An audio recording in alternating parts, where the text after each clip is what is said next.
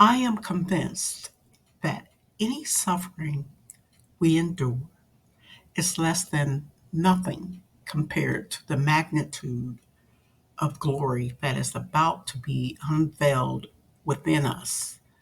The entire universe is standing on tiptoe, yearning to see the unveiling of God's glorious sons and daughters. For against its will, the universe itself has had to endure the empty futility resulting from the consequences of human sin. But now, with eager expectation, all creation longs for freedom from its slavery to decay and to experience with us the wonderful freedom coming to God's children. To this day, we are aware of the universal agony and groaning of creation, as if it were in the contractions of labor for childbirth. And it's not just creation.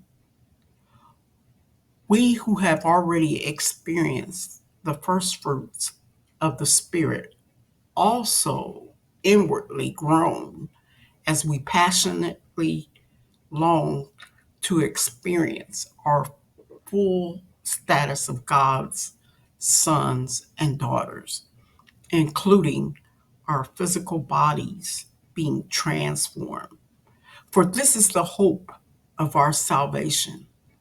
But hope means that we must trust and wait for what is still unseen.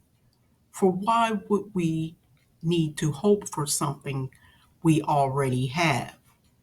So, because hope is set on what is yet to be seen, we patiently keep on waiting for its fulfillment. And in a similar way, the Holy Spirit takes hold of us in our human frailty to empower us in our weakness. For example, at times we don't even know how to pray or know the best things to ask for. But the Holy Spirit rises up within us to super intercede on our behalf, pleading to God with emotional sighs too deep for words.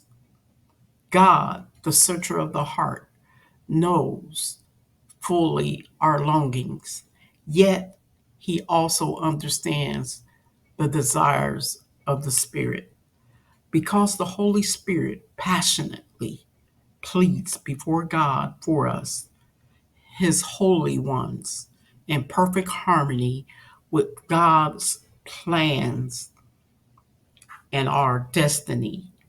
So we are convinced that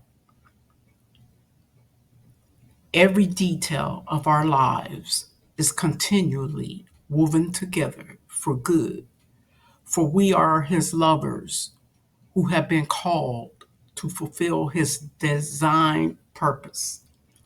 For he knew all about us before we were born, and he destined us from the beginning to share the likeness of his son.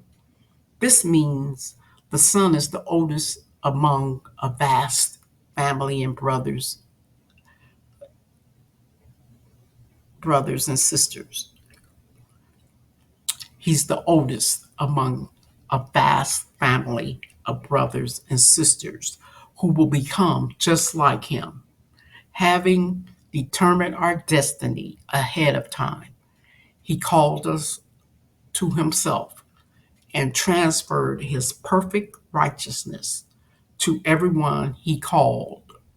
And those who possess his perfect righteousness, he co glorified with his son. Romans 8,